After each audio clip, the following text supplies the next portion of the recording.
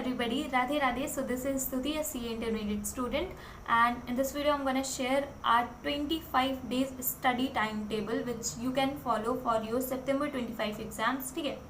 So see, मैंने पूरा time table day by day planner तैयार किया है जिसको आप फॉलो कर सकते हो for your September 25 exams, and उसको फॉलो कर लिया अगर आपने तो आप 25 डेज में अपना पूरा का पूरा रिवीजन बहुत अच्छे से कंप्लीट कर लोगे। ये शेड्यूल ना मैंने किस हिसाब से बनाया है, this schedule is not for everybody. Like अगर आप अभी 10 से 12 घंटा दे सकते हो ना अपनी पढ़ाई के लिए तो ये शेड्यूल आप फॉलो कर सकते हो, बिकॉज अगर आप सीरियस नहीं हो अपनी पढ़ाई के लिए तो आई डोंट थिंक कि आप ये शेड्यूल को फॉलो कर पाओगे। लाइक देखो, अभी तक आपने कितनी भी पढ़ाई की हो doesn't matter, but this 1 month will decide कि आप पास होगे कि नहीं होगे। इस एक महीने लापरवाही मत करो, अच्छे से पढ़ाई कर लो, एंड ट्रस्ट मी, अगर आप इस एक महीने अच्छे से पढ़ाई कर लोगे, रिवाइज कर लोगे, सब कुछ अच्छे खासे क्वेश्चंस प्रैक्टिस कर लोगे, then September attempt is yours. आप पास हो जाओगे and you will definitely get pass. ठीक है, तो देखो मैं अब बताती हूँ मैंने ये टाइम टेबल किस बेस पे बनाया। तो मैंने जो हाई प्रायोरिटी चैप्टर्स हैं, लाइक जिसमें कम मेहनत करके आप ज़्यादा स्कोर कर सकते हो, ठीक है, तो वो चैप्टर्स मैंने टॉप पे रखे हैं, मतलब उनको पहले कंप्लीट कराया है। And the other chapters like जो टफ होते हैं एंड जिसमें बहुत ज़्यादा मत्थापच्ची करनी होती है एंड वो उतने स्कोरिंग में नहीं है, तो उनको मैंने लास्ट में रखा है। And schedule is starting from 1 August, that is from tomorrow, and 25 अगस्त को पूरा का पूरा शेड्यूल ख़त्म हो रहा है। मतलब आप अपने 4 के चारों सब्जेक्ट को बहुत अच्छे से रिवाइज कर चुके होंगे अगर आप ये शेड्यूल फॉलो कर रहे हो तो ये टाइम टेबल मैं अपने व्हाट्सएप चैनल में शेयर भी कर दूंगी, तो आप चाहो तो इसका प्रिंट आउट निकलवा के जहाँ पे भी आप पढ़ाई करते हो वहाँ पे ऐसे पेस्ट कर सकते हो, एंड अच्छे से मतलब डेली उस पर्टिकुलर टारगेट को कंप्लीट करते जाओ। एंड ट्रस्ट मी, 25 डेज के अंदर आपका पूरा सिलेबस आपके हाथ में होगा। ठीक है, सो पहले तो मैं बताती हूँ ये शेड्यूल में है क्या। वैसे तो मैं अपलोड कर दूंगी तो आपको समझ आ जाएगा, बट थोड़ा सा एक्सप्लेनेशन कर देती हूँ। ठीक है, सो सी, मैंने this is the schedule, and ये 3 पेज में पूरा कवर हो रहा है। ठीक है, ये 3 पेज पूरा आप देख सकते हो, 3 पेज का मैंने शेड्यूल बनाया है। And this took me more than 2 hours, मतलब थोड़ा सा सोचने में भी टाइम लगता है यार, तो ऐसे ही मत सोचना कि मैंने कुछ भी ऐसे लिख दिया है, सोच समझ के किया है। हाई प्रायोरिटी चैप्टर्स को, हाई वेटेड चैप्टर्स को पहले रखा है, एंड अगर किसी दिन मैंने ज़्यादा बड़े चैप्टर्स दिए हैं तो मैंने किसी एक पर्टिकुलर सब्जेक्ट में थोड़ी सी लीनियंसी दी है कि हाँ इस सब्जेक्ट में आप थोड़ा सा इजी चैप्टर कर सकते हो।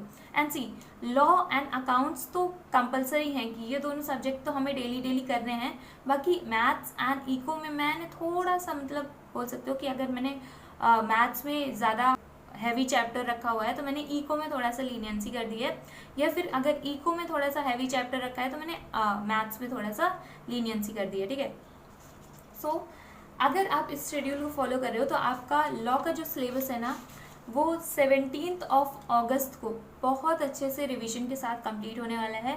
एंड टिल 21 अगस्त आप अपना अकाउंट्स का सिलेबस पूरा कंप्लीट कर लोगे। 24 अगस्त को आप अपना मैथ्स का इको का सिलेबस कंप्लीट कर लोगे, एंड 25 अगस्त को आप मैथ्स का सिलेबस को भी कंप्लीट कर दोगे। मतलब मैक्स टू मैक्स 25 अगस्त तक आप चारों सब्जेक्ट का सिलेबस कंप्लीट करने वाले। Like from the starting this is the schedule I want to show. मैंने ना सब कुछ ऐसे कॉलम वाइज बनाया हुआ है, यहाँ पे डेट लिखी हुई है, यहाँ पे आपके डे बाय डे टारगेट्स लिखे हुए हैं। ये फ्रंट कैमरा है तो आपको क्लियर विजिबल नहीं होगा, आप व्हाट्सएप चैनल में जाके देख सकते हो। ठीक है, एंड उसके बाद मैंने यहाँ पे ना ये ऐसे ब्लॉक्स टाइप बनाए हुए हैं ताकि आप उस पर्टिकुलर टास्क को कंप्लीट करके टिक लगा सकते हो, तो आपको एक सेटिस्फेक्शन मिल जाएगी कि हाँ मैंने ये चीज़ कंप्लीट कर ली है। ठीक है, एंड सी, अगर आप इस शेड्यूल को फॉलो कर लोगे तो आपका सिलेबस तो कंप्लीट हो जाएगा बहुत अच्छे से, बट उसके बाद आपको करना क्या है मैं वो बताती हूँ। एटलीस्ट अकाउंट्स में 1 MTP एंड 2 PYQs ट्राई करो। आपको ये PYQs वगैरह आपको मिलेंगे कहाँ पे, तो ICI की मेन वेबसाइट में आप सर्च करो, आपको हर एक चीज़ अवेलेबल मिल जाएगी। लॉ के लिए आई विल सजेस्ट यू कि आप उसमें at least 1 PYQ and 1 MTP with timer, मतलब अकाउंट्स में भी सेम चीज़ ही करनी है, आपको 3 घंटे का टाइमर लगा के ही सॉल्व करना है। एंड मैथ्स में एटलीस्ट 2 MTP एंड 2 PYQs लगाओ, बिकॉज मैथ्स में ना टाइम मैनेजमेंट का बहुत ज़्यादा प्रॉब्लम हो जाता है, बिकॉज इन 120 मिनट आपको 100 MCQs सॉल्व करने होते हैं and this is a very big task. मतलब अगर आपका टाइम मैनेजमेंट नहीं हुआ ना तो इट इज़ वेरी डिफ़िकल्ट कि आप मतलब प्रॉपर तरीके से MCQs अटेम्प्ट कर पाओगे कि नहीं कर पाओगे, ठीक। एंड इको के लिए अगर आप चाहो तो आप एक PYQ एंड एक MTP लगा सकते हो। अगर आपके पास टाइम नहीं है तो आप इको का स्किप भी कर सकते हो, बिकॉज इको में ऐसा कोई टाइम मैनेजमेंट वगैरह का प्रॉब्लम नहीं आता।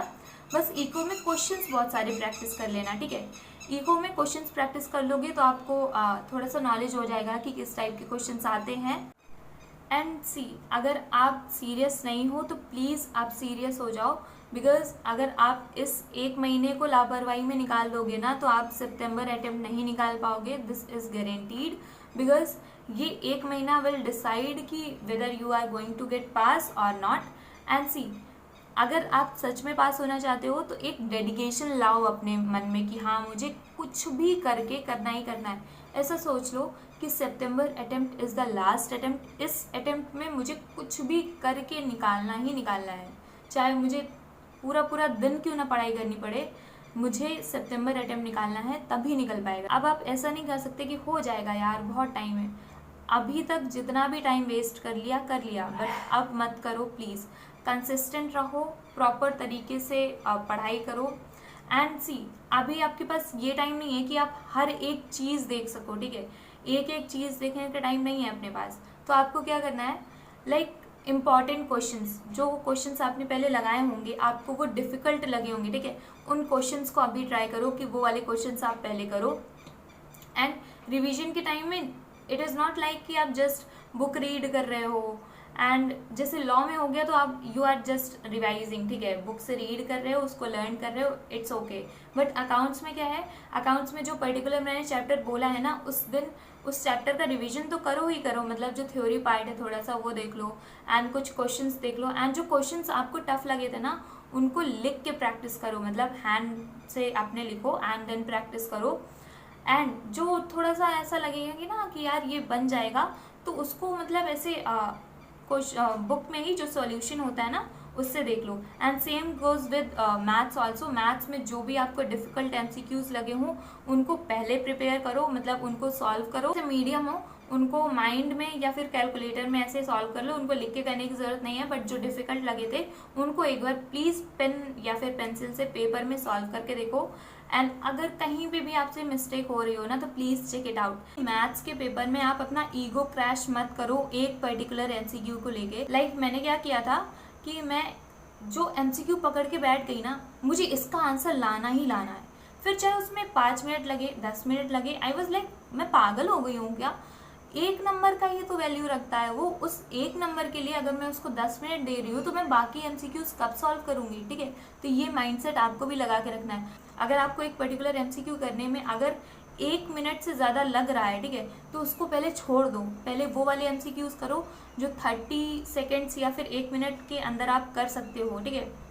एंड देन सेकेंड टाइम में वो वाले MCQs करो जो आपको 2 से 3 मिनट लग रहे हैं, एंड देन उन MCQs में स्विच करो जो आपने पहले छोड़ रखे थे, जो आपको नहीं आते एंड या फिर जिनको करने में बहुत ज़्यादा टाइम लगे। तो this will help you in maths paper. Accounts के लिए मैं यही बोलना चाहूँगी कि उस 15 मिनट को प्रॉपरली यूटिलाइज कर लो। उसमें सबसे पहले तो ये ध्यान रखो कि उस 15 मिनट में आपको एक क्वेश्चन एलिमिनेट करना है, ताकि जब आप सॉल्व करो ना तो उस एक क्वेश्चन को आप बिल्कुल दोबारा देखना ही मत। मतलब आप ऐसा बिल्कुल आँख में पट्टी बांध लो, आपके लिए बस क्वेश्चन पेपर में ना 5 क्वेश्चन ही आए हुए हैं, वो एक क्वेश्चन को हल्का सा क्रॉस मार लो या कुछ भी कर लो, एक क्वेश्चन को आप मत ही देखना, ठीक है।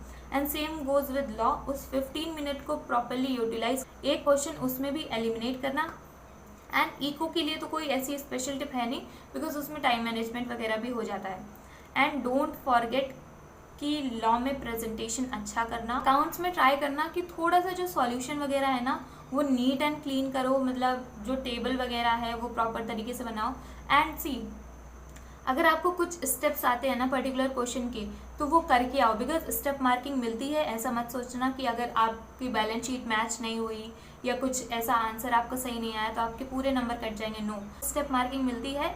अगर एक स्टेप भी सही है ना तो उसकी भी स्टेप मार्किंग मिलती है। एंड सी मुझे कुछ कमेंट्स आ रहे थे कि दीदी मैंने अभी तक अपनी पढ़ाई स्टार्ट नहीं की है, मैं क्या करूं कि मैं 30 डेज के अंदर अपना सिलेबस भी कंप्लीट कर लूँ, रिवीजन भी कंप्लीट कर लूँ एंड पास भी हो जाऊँ। तो देखो, मैं सबसे पहले तो आपको यही बोलूँगी कि आप वीडियोस देखना बंद करो। आप हर किसी के वीडियो में जा जा के देखना बंद करो कि क्या करें कैसे करें। आप खुद को एनालाइज करो, बैठो शांति से एंड खुद प्लानिंग करो, बिकॉज जब तक आप खुद से प्लानिंग नहीं करोगे तब तक आप अपनी स्टडी कर ही नहीं पाओगे। फिर चाहे आप कितनों से भी ओपिनियन ले लो कि हम क्या करें क्या ना करें, ठीक है।